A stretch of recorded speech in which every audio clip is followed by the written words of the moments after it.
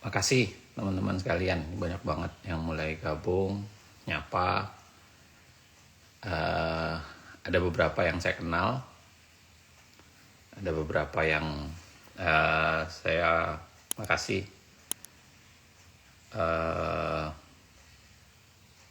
Oke, kita mulai ya. Sedikit lebih cepat, 22 menit, jam 8.22 ya, mungkin sekitar 8 menit lebih cepat. Tapi saya mau jelaskan beberapa hal dulu. Besok kira-kira kita akan putusan MK kali ya. Besok putusan MK jam 9 rencananya, langsung 2 putusan akan dibacakan. Saya kira banyak yang menanti tentu saja, baik pendukung maupun non pendukung, analis maupun orang yang sebenarnya bisa jadi tidak terlalu peduli, tapi paling tidak pengen tahu. Tone suaranya ada 2 ya. Tone suaranya masih, suaranya kedengaran bagus kan? Nggak ada masalah kan? Oke. Saya mulai begini. Lagi-lagi besok putusan MK. Apapun yang saya baca sebenarnya adalah membaca konsep MK itu sendiri plus kecenderungan hakim. Ya, jadi apakah pasti benar? Belum tentu. Apakah juga pasti keliru? Juga nggak tahu. Wallahu alam. Kita lihat besok. Apakah ada yang tidak pas? Bisa jadi. Apakah sedikit menyinggung barangkali hakim MK-nya? Bisa jadi. Apapun itu. Yang kedua saya mau bilang, saya tidak bermaksud untuk pesimis atau kemudian a priori, tetapi saya ingin lebih lebih realistis melihat MK dan lain-lain sebagainya. Nah, pertama begini. Kalau Anda bicara soal meramal putusan MK, sebenarnya yang harus dilakukan itu adalah bagaimana sebenarnya kita membaca Mahkamah Konstitusi. Jadi membaca Mahkamah Konstitusi itu agak berbeda. Ada banyak riset, konsep, studi yang pernah dilakukan untuk membaca Mahkamah Konstitusi. Izinkan saya beda-bedain dulu. Ya, saya bedain paling tidak menjadi 2 genre dulu di awal. Yang pertama, saya mau bahas soal MK secara kelembagaan plus hukum acaranya. Secara kelembagaan ya, dan hukum acaranya. Saya pikir kalau kita nonton 14 hari kerja, 13 hari kerja ya, besok hari ke-14. 14 hari kerja yang kemarin sudah lewat, ya. Sebenarnya MK memperlihatkan hukum acara yang tidak terlalu menarik.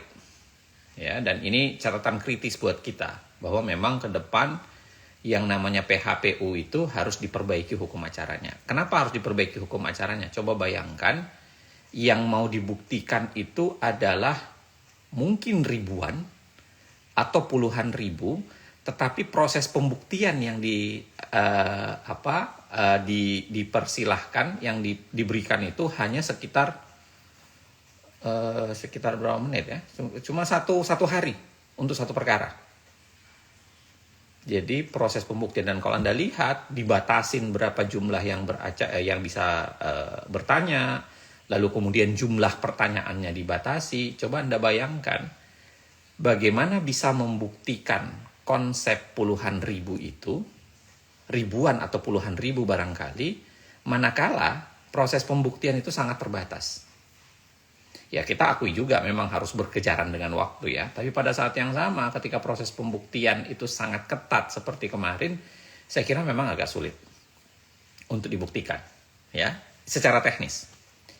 Yang kedua begini, memang kemarin akhirnya hakim-hakimnya sendiri bicara bahwa tidak sekedar proses pembuktian saja.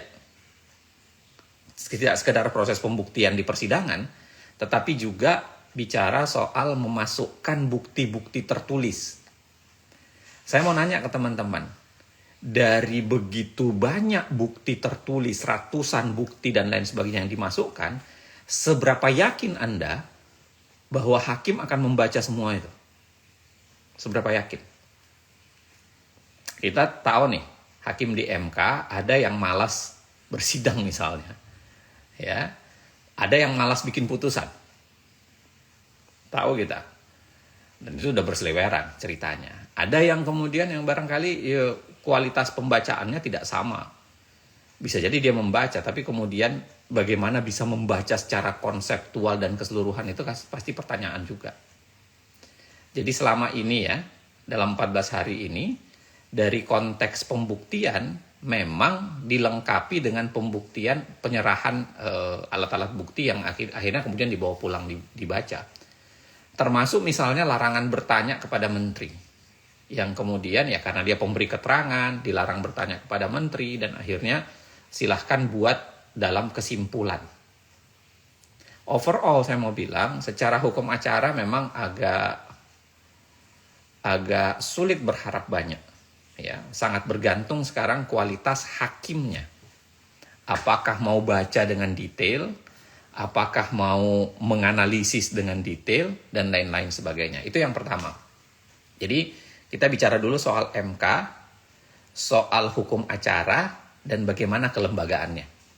Dari titik ini saya kira saya berharap ada kemauan sebenarnya untuk memperbaiki hukum acara, plus pada saat yang sama ada keinginan untuk menguatkan. Ya, ada keinginan untuk menguatkan proses pembuktian, menambah dengan pembacaan dan lain sebagainya. Walaupun saya tidak terlalu yakin semua hakim akan buka semua berkas, membaca semua bukti dan lain sebagainya, saya nggak terlalu yakin. Satu. Kemudian yang kedua begini,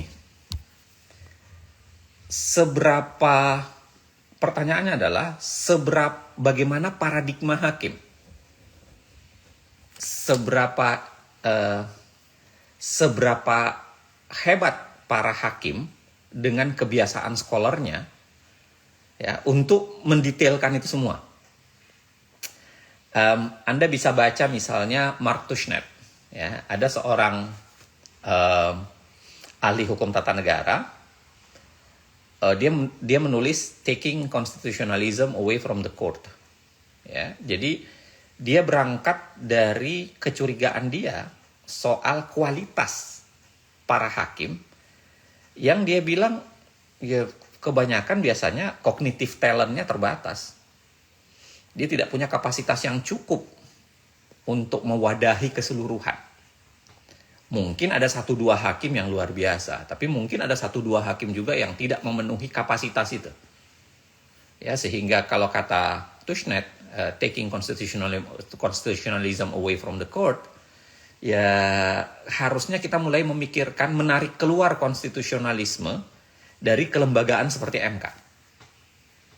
Nah, dari titik ini, dari riset ini, saya ingin bilang bahwa paradigma hakim mungkin ada 2 perdebatannya. Kalau paradigma hakim, apakah hakimnya akan lebih bersifat progresif, ya, atau konservatif? Kalau gejala hakimnya progresif, ya, gejala hakimnya progresif, saya kira akan menarik tuh permohonan ini. Nah, progresivitasnya ini harus kita bagi 2 nih. Pertanyaan begini, apakah hakim MK akan progresif untuk membenarkan bahwa ini bukan mahkamah kalkulator? Saya pikir clear. Saya hakul yakin hakim MK akan mengatakan ini bukan mahkamah kalkulator, ini bisa menimbang sesuatu di luar dari soalan angka. Putusan MK sudah berkali-kali juga seperti itu. Bahkan kalau kita lihat dari pemilu 2004, MK sudah mentahbiskan dirinya itu menjadi lembaga yang tidak sekedar kalkulator. Ya, jadi apakah MK akan progresif dari soal kewenangan MK sendiri, saya yakin, clear. MK akan mengatakan saya berwenang untuk menilai substansi atau menilai mekanisme. Nah, persoalannya adalah seberapa progresif MK untuk materinya. Nah, ini persoalan yang tidak sederhana. Seberapa progresifkah MK ya untuk substansinya? Kalau hukum acaranya, kalau pintu masuknya atau kewenangan saya udah yakin, clear, itu sudah masuk. Nah, kalau kita belajar dari kebiasaan mulai dari 2004, 2009, lalu kemudian 2014 dan 2019, Hakim MK tidak pernah progresif-progresif amat untuk bicara soal substansi putusan atau substansi permohonan. Kalau soal kewenangan clear, selalu dia progresif. Tapi substansi permohonan dia selalu ngambang. Selama ini, taruhlah kita hitung di pemilu 2019 misalnya. Ya, kalau kita lihat 2004 relatif mirip sama, walaupun ya ada kualitas pembuktian yang tidak terlalu bagus misalnya di 2004, tapi di 2019 saya kira relatif sama. MK bilang dia berwenang, MK bilang dia bisa menilai substansi, tapi pada saat yang sama MK kemudian tidak cukup progresif ya untuk menilai keseluruhan substansi. Misalnya ada kecurangan, ya MK akui ada kecurangan, tapi dia anggap tidak cukup signifikan untuk mengubah suara. Ya kan? Ada kecurangan, tapi kecurangan ini tidak terverifikasi. Atau ada kecurangan, lalu MK bilang ya semua orang bisa diuntungkan dengan kecurangan itu. Tidak hanya satu pasangan calon tertentu. Nah ini, atau ada kecurangan, tapi kemudian tidak bisa ada kecurangan tapi tidak bisa didalilkan bahwa itu pasti menjadi suara milik seseorang. Artinya ada kecurangan tapi MK balik lagi ke soalan angka. Nah ini hambatan yang kedua. Jadi seberapa progresif. Nah dari konteks soal progresif atau lebih konservatif, mungkin ada studi yang teman-teman bisa baca, yaitu studi pendekatan tentang judicial activism and judicial restraint. Ada konsep yang disebut judicial restraint, ada konsep yang disebut dengan judicial activism. Judicial activism itu adalah seberapa hak mau MK melompat masuk untuk membicarakan sesuatu yang bukan kewenangannya dia, ya. Atau kemudian Undang-Undang Dasar tidak menyebutkan kewenangannya, tapi kemudian dia bisa daku kewenangannya. Dia bisa bahkan melipir masuk ke wilayah-wilayah yang merupakan kewenangannya pembentuk undang-undang. Nah, di titik ini ya, MK itu fluktuatif. Kalau kasus-kasus politik ya, MK kadang-kadang progresif, kadang-kadang konservatif. Misalnya contoh putusan 90 deh. Putusan 90. Putusan 90 itu secara konseptual MK itu sebenarnya dalam tanda kutip progresif. Sebenarnya. Karena dia berani mengatur hal yang selama ini dianggap sebagai open legal policy atau miliknya DPR sebenarnya. Jadi MK harusnya miliknya DPR, tapi dia daku juga sebagai miliknya dia. Lalu kemudian dia berani ngatur, dia berani putus. Dari titik itu, kalau kita pakai judicial activism, MK melakukan judicial activism. Tetapi apakah putusan itu malah bermanfaat? Misalnya kalau pakai standarnya Edward McWhinney, yang mengatakan standar judicial activism itu jangan dilihat hanya sekedar di luar kerangka apa yang kewenangannya, tetapi harusnya juga dilihat dari apakah ada kebutuhan untuk itu dan apakah metode yang dipakai udah benar. Saya kira MK melakukan kekeliruan besar tentu saja di putusan 90, tetapi MK ya itu tadi, dia kadang-kadang melakukan restraint atau melakukan aktivisme dengan konteks yang tidak tepat. Ya. Jadi ya saya nggak tahu nih MK akan mau progresif kemana. Tapi dugaan saya MK tidak akan berani progresif amat. Saya kasih contoh begini nih, sederhananya. Kalau MK, ada nggak kemungkinan MK mendiskualifikasi Gibran? Seperti permintaan pemohon 01 maupun 03. Atau di permohonan 01 maupun di permohonan 02. Ada nggak kira-kira kemungkinan MK mendiskualifikasi Gibran? Saya secara realistis mengatakan nyaris mustahil. Nyaris mustahil. Kenapa nyaris mustahil? Jadi gini, apakah MK tidak sadar bahwa putusan 90-nya bermasalah? MK sadar putusan 90-nya bermasalah. Lawang kalau tidak sadar, tidak mungkin 4 hakim dissenting dan protes habis-habisan di dalamnya. Tetapi MK kemudian menerima putusan 90 sebagai sebuah kebenaran formil, tidak menilai di kebenaran materialnya. Itu terjadi di putusan selanjutnya. Di putusan-putusan selanjutnya itu kan MK tetap saja membenarkan kan putusan 90. Dia tidak tidak membatalkan putusan 90, padahal ada beberapa permohonan masuk untuk membatalkan putusan 90. Jadi sederhana saja. Kalau MK mau batalkan Gibran, harusnya dia lakukan di pengujian undang-undang. Ketika ada orang menguji kembali putusan 90. Atau ada orang yang mencoba menguji ulang bunyi undang-undang yang diubah akibat putusan 90. Tapi MK tidak melakukan itu. Make sense tidak kira-kira? Atau seberapa yakin Anda Hakim MK akan progresif? Dia tidak membatalkan Gibran di PUU atau pengujian undang-undang, tapi dia membatalkan Gibrannya di PHPU, perselisihan hasil pemilu. Itu berat sekali logikanya. Saya membayangkan ya, butuh ke seorang hakim yang sangat progresif untuk melakukan itu. Padahal komposisi hakim tidak progresif menurut saya. Tidak semuanya progresif. Kalau dia progresif, sederhananya adalah dia udah batalkan putusan 90. Putusan 90 itu udah dibatalin kalau hakimnya progresif. Nah, bahkan membatalkan putusan 90 di pengujian undang-undang saja tidak dilakukan.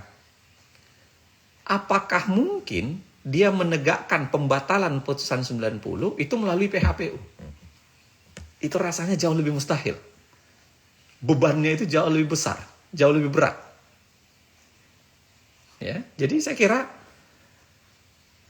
progresif akan tidak.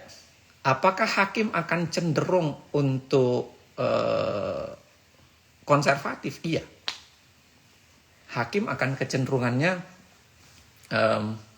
ya menerima begitu saja. Ya. Atau kemudian mengatakan ya ada kecurangan tapi tidak signifikan.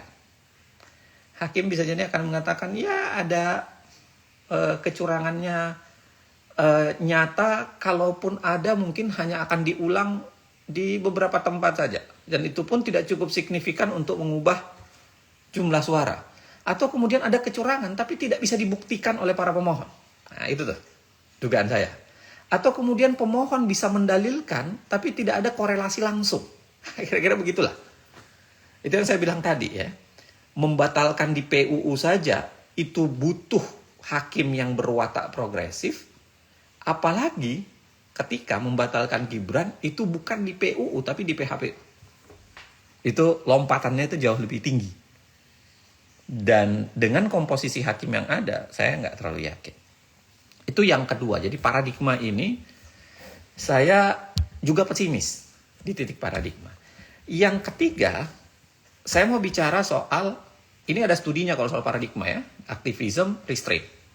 Ya. Kalau yang ketiga, saya bicara soal kualitas hakimnya di hadapan kualitas hakim di hadapan kepentingan politik. Anda pasti, teman-teman pasti pernah baca tulisan saya di Kompas sesaat setelah putusan 90. Ketika saya mengatakan palu hakim patah berkeping-keping. Saya kira di kualitas hakim berhadapan dengan politik ini, izinkan saya bagi 3 hakim MK. Saya mau bagi 3 nih hakim MK. Ya, ini berdasarkan insya Allah saya akan, mudah-mudahan saya bisa tulis dalam sebuah tulisan jurnal yang lebih serius. Saya mau bilang bahwa pendekatan ke hakim MK itu tidak bisa lagi sekedar pendekatan judicial activism, judicial restraint, atau malah pendekatan judicial heroes, tapi boleh jadi adalah pendekatan political pragmatis terhadap MK, hakim-hakim MK. Pendekatan yang barangkali lebih kuat untuk mengatakan court divided berdasarkan kepentingan politik. Court divided ini Anda bisa baca beberapa tulisan soal court divided ya. Ada tulisan Tushnet lagi-lagi yang menganalisis soal Rehnquist. Tapi ada juga tulisan Rehnquist sendiri. Ada berapa lagi hakim yang menulis soal divided. Court divided itu begini. Hakim yang biasanya dibawa oleh partai yang republik, ini studinya di Amerika ya, itu akan cenderung konservatif. Dan hakim yang dibawa oleh partai yang liberal atau demokrat, itu biasanya lebih progresif. Nah, pembagian 2 ini tidak pernah bergeser. Paling ada beberapa hakim yang tiba-tiba moderat di tengah. Nah, tapi dari pembacaan itu artinya ada keterkaitan antara political appointee, pilihan politik seorang presiden terhadap hakim di Amerika, dengan genre atau ideologi berpikirnya. Nah, menurut saya ini kadarnya terlalu serius kalau dalam tingkat membaca hakim MK sekarang. Saya ingin membacanya, saya mengatakan begini. Mungkin saya ini kawinkan dengan cara berpikirnya Romo Henricus, ya, Romo Henrik, Stephanus Henricus, soal judicial heroes. Kalau saya pakai dua-duanya ini, ya, saya mau lihat bahwa tidak-tidaknya ada 3 hakim MK kalau berhadapan dengan kepentingan politik. Ada 3 genre. Yang pertama itu adalah hakim-hakim yang mungkin bisa dikedepankan atau pakai Romo Henrik itu judicial heroes. Hakim-hakim yang berpikiran untuk perbaikan hukum, perbaikan MK, perbaikan masa depan dan sebagainya. Dia akan mencoba melakukan perbaikan nih. Ya. Di titik sebelahnya, di kutub sebelahnya ini, kalau ini kutub perbaikan, kutub sebelahnya ini adalah hakim-hakim yang sebenarnya bukan tidak berpikir perbaikan, tapi seringkali di hadapan kepentingan politik dia udah nggak bisa ngapa-ngapain. Kenapa? Karena dia itu mengalami afiliasi politik. Afiliasi politik. Hakim-hakim yang memang terafiliasi dengan kepentingan politik, atau afiliasi yang memang hakim-hakim yang memang di-entertain oleh kepentingan politik, termasuk di proses pemilihannya, ya, maupun apapun itu. Jadi kalau di sebelah sini adalah dalam tanda kutip judicial heroes, di sini ini adalah hakim-hakim yang memang sangat terafiliasi dengan kepentingan politik. Nah, tapi ada di tengah-tengahnya nih. Di tengah-tengahnya ini adalah hakim-hakim yang ya bisa jadi pragmatis, tapi apakah politis? Enggak. Tapi apakah dia bisa dianggap judicial heroes? Enggak juga sebenarnya. Tapi dia pragmatis atau kemudian ya lebih ngambang. Nah, bagaimana putusan MK diambil seringkali kalau berhadapan dengan kepentingan politik ya. Putusan MK itu diambil dengan cara kemampuan hakim-hakim baik ini untuk mengambil hati hakim yang di tengah. Atau kemampuan hakim-hakim politis ini mengambil alih hakim yang di tengah ini. Jadi hakim yang di tengah ini diperebutkan. Anda bisa baca nanti ya, Anda bisa lihat beberapa putusan yang fluktuatif, 45 atau kemudian 63, itu terjadi begitu tuh. Makanya seringkali putusan MK itu, kalau lagi-lagi kalau kepentingan politik ya, dia gagal untuk bisa mendapatkan putusan berkualitas atau yang sangat sangat ideal, karena kemudian dipaksa untuk ke tengah.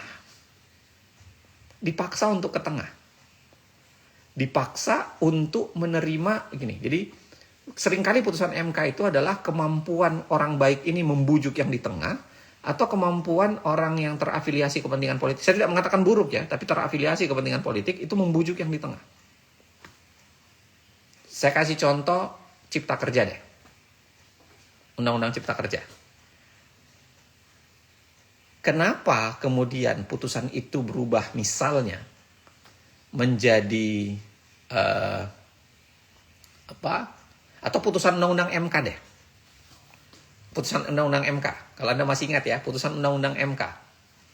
Putusan undang-undang MK itu yang kemudian MK tetap menyatakan boleh diperpanjang usianya, tapi yang diubah itu adalah soalan masa jabatan ketua dan lain sebagainya. Nah, itu contoh paling baik untuk memperlihatkan bagaimana terjadi pertarungan antara titik kiri dengan titik kanan ini. Itulah. Contoh paling baik untuk mengatakan akhirnya mereka ketemu di tengah. Atau judicial review undang-undang undang-undang KPK deh. Waktu soal angket, judicial review angket, soal undang-undang KPK. Judicial review angket, angket ke KPK. Kalau Anda masih ingat. Kan titik tengahnya akhirnya dipakai tuh. Titik tengahnya adalah, DPR tetap bisa mengangket KPK, tapi tidak untuk penegakan hukumnya. Tidak untuk misalnya penyelidikan, penuntutannya, itu nggak boleh tuh, diangket. Jadi, kan itu titik tengah banget tuh. Antara melarang angket secara keseluruhan atau menerima angket dilakukan terhadap KPK. Akhirnya cari titik tengah. Ya, dan titik tengahnya itu adalah, titik tengahnya itu adalah, itu tadi yang saya sebut. KPK bisa diangket sepanjang bukan penegakan hukumnya. Nah, saya mau bilang ini, kenapa saya mau bilang ini penting, teman-teman sekalian? Saya mau bilang bahwa kalau kita lihat permohonan para pemohon, itu memang high call banget. High call banget, ketinggian banget call-nya. High call ketinggian ini adalah ya langsung minta pembatalan salah satu pasangan calon dan melakukan pemilu hanya dengan 2 pasangan calon. Nah, di high call ini saya nggak yakin hakim yang di tengah ini hakim yang di tengah dan yang di kanan tadi saya sebut, itu akan mau di situ. Dan itu akan memaksa hakim yang di sebelah kiri ini untuk sedikit lebih ke tengah. Nah, itu sebabnya saya kira permohonan high call untuk mengulang pemilu dengan 2 pasangan calon dan mendiskualifisir 1 pasangan calon itu nyaris mustahil. Nyaris mustahil ada. Ya. Karena nggak putusan MK yang kalau berkaitan politik itu biasanya cari titik tengah. Dan ini terlalu high call nih permintaannya. Makanya ya berat, apalagi dengan komposisi hakim seperti ini. Nah, teman-teman sekalian, sembari silahkan ya kalau ada yang mau nanya ya. Nanti sembari saya baca pertanyaannya, jangan-jangan ada pertanyaan barangkali yang bisa saya analisis, yang paham saya analisis. Tapi to sum up saya mau bilang begini. Dari 3 analisis saya juga membaca permohonan 01 maupun 03 di permohonan nomor 01 maupun 02, saya ingin katakan bahwa secara realistis sulit berharap dengan MK. Sulit berharap dengan MK. Ya itu tadi, ya, baik secara hukum acaranya, baik secara paradigma hakimnya, maupun independensi hakim di hadapan kepentingan politik, ya berat. Nah, tadi ada pertanyaan tuh soal apakah akan ada dissenting. Bisa jadi. Tadi ada pertanyaan tuh, saya ngeliat tuh. Apakah akan ada dissenting? Bisa jadi akan ada dissenting. Kenapa akan ada dissenting? Karena tadi kan saya bilang nih, ada genre hakim yang afiliasi kepentingan afiliasi politiknya ada.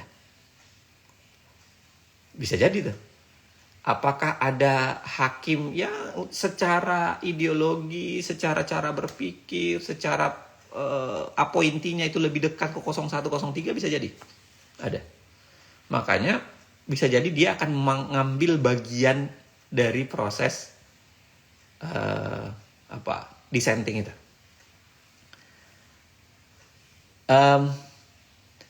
Kalau tadi pemilihan ulang tanpa Gibran, saya udah bilang tadi itu nyaris mustahil. Nyaris mustahil. Karena bagi saya itu high call. Itu high call. Dan saya udah bilang tadi, kalau mau batalkan Gibran, MK akan lakukan di PUU. Mungkinnya itu di PUU. Karena alasan rasiologisnya lengkap dan kuat. Kalau di PUU saja, pengujian undang-undang maksud saya tidak dilakukan, bagaimana mungkin dia melakukan di PHPU? Agak berat. Lompatannya tinggi sekali. Dan saya pasti akan menaruh hormat ke Hakim MK kalau mau melakukan lompatan tinggi itu. Tapi di lompatan yang sederhana saja tidak dilakukan, ya apakah mungkin dia akan melakukan lompatan tinggi? Tanggapan saya terhadap prediksi Denny Indrayana, ya itu saya bilang tadi. Apakah, kalau pertanyaan begini, mungkin nggak sih Hakim MK memenangkan begitu saja Prabowo tapi membatalkan Gibran? Kalau Anda bicara mungkin, ya apa yang nggak mungkin? Mungkin sih mungkin saja. Tapi secara konsepsi, kalau itu dia lakukan, berarti MK harus menjilat ludahnya di putusan 90. Pertanyaan saya sederhana. Kalau di PUU saja, di pengujian undang-undang, dia tidak mau lakukan menjilat putusan 90, apakah mungkin dia akan lompat ke membatalkan melalui PHPU? Padahal problem putusan 90 itu bukan problem di luar. Coba dibayangkan teman-teman ya. Problem putusan 90 itu bukan problem di luar. Putusan 90 itu problemnya di dalam. Oke? Putusan 90 itu problemnya di dalam MK. Jadi kesadaran dia soal ketidakabsahan Gibran itu harusnya berada di dalam MK dari awal. Dan harusnya dia lakukan di putusan 90 kan? Tapi kan tidak dilakukan. Sekarang kok tiba-tiba di putusan putusan PHPU. Kalau dipakai alasannya karena KPU tidak mengaturnya, nah itu sangat teknis, tidak cukup substantif, ya itu bukan teknis, formalistis, tidak cukup substantif. Apakah dia batalkan Gibran hanya karena KPU tidak membuat putusan atau tidak mengubah peraturan? Wow, itu administratif banget tuh. Ya, jangankan yang ini, itu administratif tapi sangat berimplikasi substantif. Saya nggak yakin MK berani melakukannya.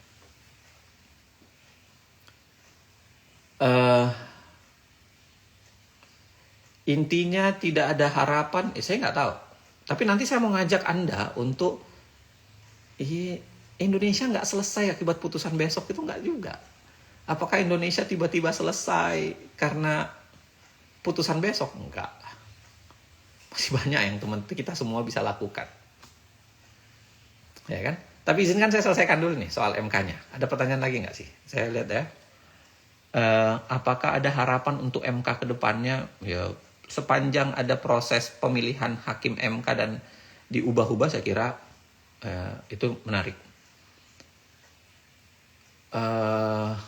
Sorry, saya nggak lihat semuanya nih.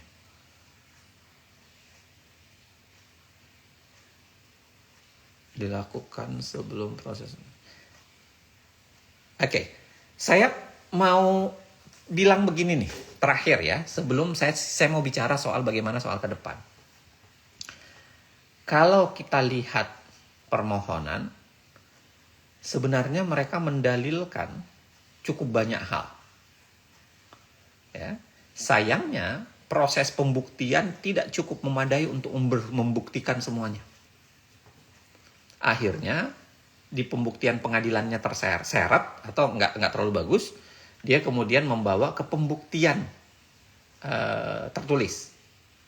Ya, tapi seberapa yakin Anda semuanya dibaca dan semua dipertimbangkan? Apakah amikus akan dipertimbangkan? Ya, amikus isinya relatif sama sebenarnya. Beberapa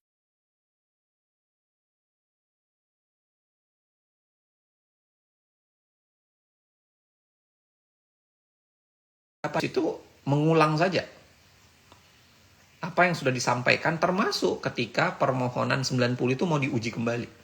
Itu sudah ada semua. Ya kan? Apalagi?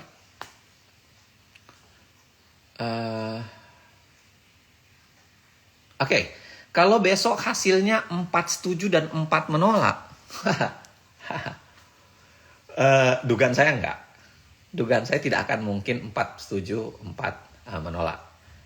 Tetapi kalau pun posisinya 4 setuju dan 4 menolak, nah di PHPU itu menurut saya ya berlaku ketentuan yang sama dengan di pengujian undang-undang. Jadi artinya ya di mana posisi ketua itu sangat menentukan. Di mana posisi ketua itu sangat menentukan. Ya, wallahu alam lah. Tapi kalau hitungan saya nggak akan 4-4. Karena problem itu tadi, kemampuan hakim-hakim baik mau mengambil yang di tengah ini nyaris mustahil sebenarnya. Karena tidak ada tawaran win-win, dalam tanda kutip ya, win-win solution itu nggak ada. Tidak ada permohonan yang di tengah, yang benar-benar tengah gitu.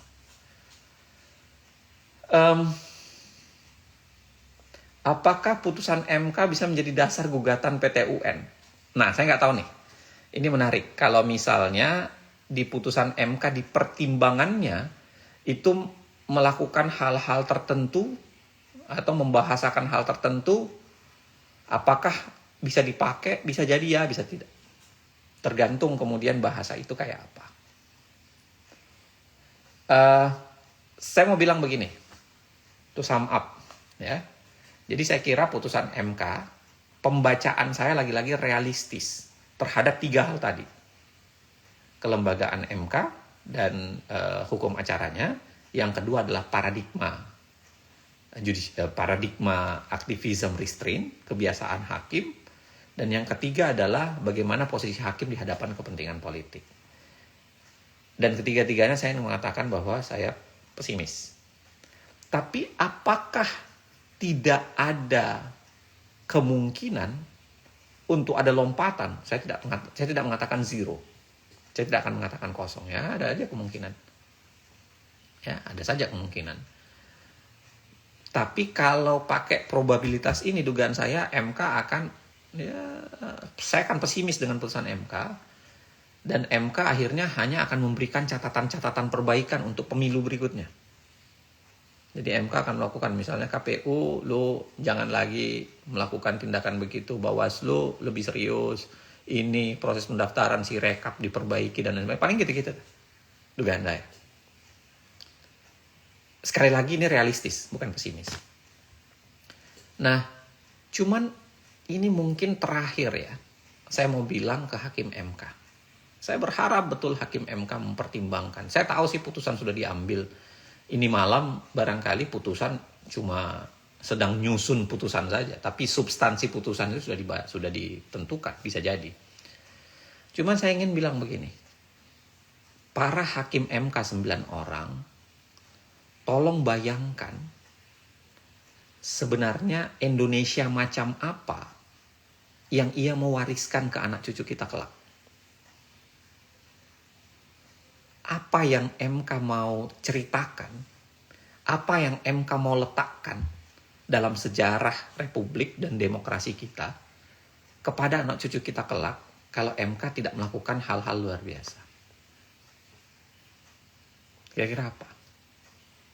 Akan dicatat dalam sejarah loh, bahwa dari hulu ke hilir kita melakukan upaya luar biasa untuk merusak yang namanya demokrasi.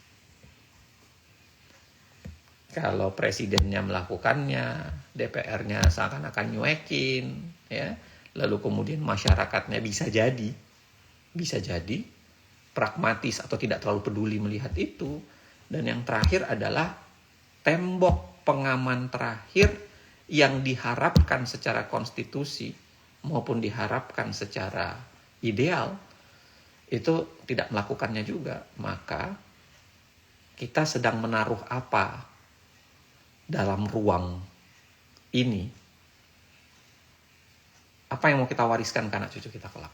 Tolong dipikirkan baik-baik para hakim MK. Nah, terakhir berkaitan dengan saya bilang tadi, jangan putus asa. Sebenarnya begini, apakah Indonesia berakhir besok setelah pembacaan jam 9? Enggak lah. Indonesia itu akan tetap tumbuh. Semangat nasionalisme itu kan tetap ada di dada kita semua. Walaupun bisa jadi orang berbeda. Indonesia akan tetap ada. Indonesia akan tetap berjalan. Siapapun pemimpinnya. Kita pernah menghadapi masa-masa sulit. Kita pernah menghadapi masa-masa yang lebih baik juga. Ya, tidak juga luar biasa, tapi paling tidak lebih baik. Bisa jadi ya musim dingin datang. Kita yang harus bersiap.